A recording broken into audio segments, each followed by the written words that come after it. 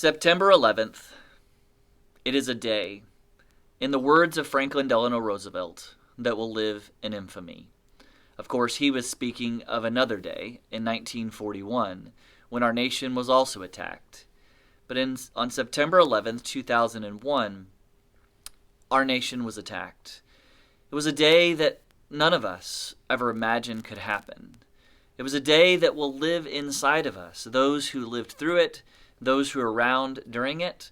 We will never forget where we were and what we were doing. It's a day now that we mark as a day of remembrance.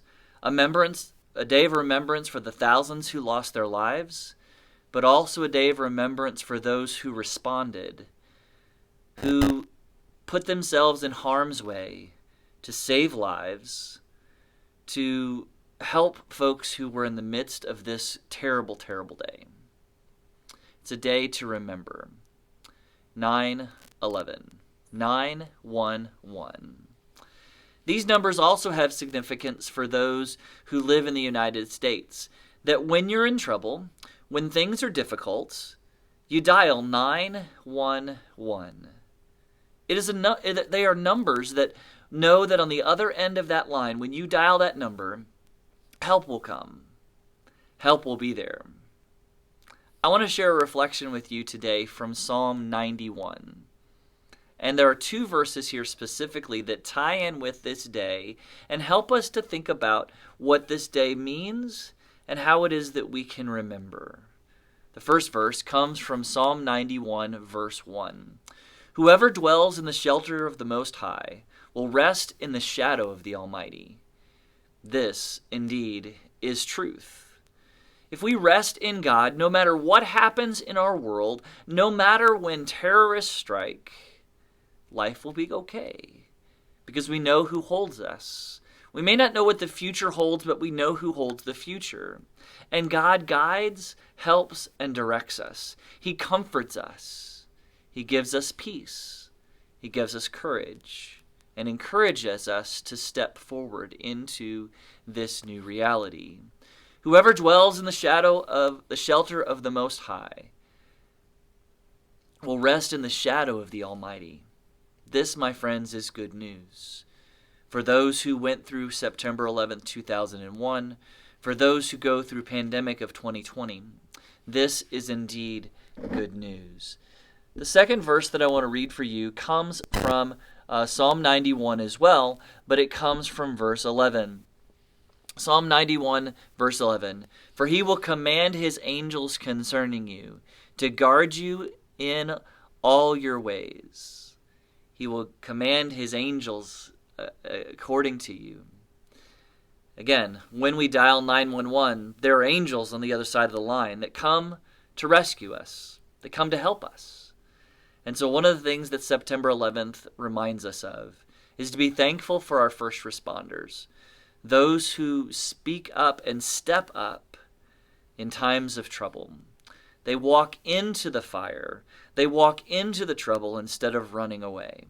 It is our inclination for most of us when trouble arises to run away from trouble.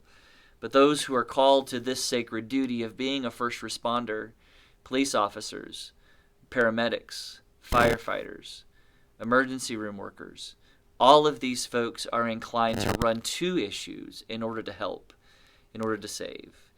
We live in a time when our first responders are looked upon and discomfort. But I know I want to thank those who do this difficult work. And September 11th is a great reminder for us to be grateful and thankful that when we dial 911, we have them on the other end of the line. But also in our faith, when we dial 911, Psalm 91 verse 1, Psalm 91 verse 11, it helps us to hear the power that God is there too. Today is a day of remembrance. So how is it that you will remember? I know I remember where I was on September 11th, 2001. I was heading to a dentist appointment. And as I drove into the parking lot, the first reports of planes crashing into a building was met with my ears. I went through the cleaning process of my teeth and listened to the television and radio stations that were on. I remember going home and sitting with Melissa in front of the television. For 48 hours straight, there was straight news coverage. No breaks, no commercials. Just watching those planes over and over again. After a while, we had to turn it off. We just didn't see any new news, no new things. I remember the next day, September 12th. I was in my office, and I was visited by a young man who I had never known before. He came to our office seeking help, seeking hope. He was just as dumbfounded as all of us. And he shared with me that his car was packed. This was in Willard, Missouri, just outside of Springfield. And he said, "My car is packed. I'm leaving today. I'm going to New York City. I'm going to see what I can do." This young man had just finished his military training and was waiting deployment. He didn't know where he'd be deployed or if this situation would require him to be deployed anyway. We know that it did indeed call upon military action, not only in the days and weeks afterwards, but in future actions towards the terrorists. But this young man wanted to go to New York to try to help. He needed to do something. I think about that young man often. I wonder, what is he doing today? Is he still running into trouble? Is he still seeking to help? My friends, today is a day of remembrance. I wonder how we will remember the heroes of 9/11, the victims of 9/11, the change that it made in our nation. How is it that we will remember? Just by going back to things as normal? Disregarding and disrespecting each other? Taking for granted the loved ones who walk away in the morning and we may never see them at night? I know the way that I would like to remember is by being different, by cherishing the moments and the times that we have, leaning into a faith that is spoken of in Psalm 91 and throughout our scriptures, but also living in a way that helps others to know that there is hope, there is life, and there is grace in Jesus Christ. How will you remember?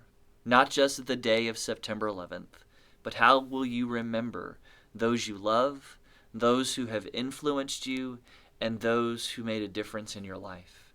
How is it that you will remember? I hope it will be by living a better life, sharing love and grace in a way that helps others to live that life too. God bless you. Have a great day.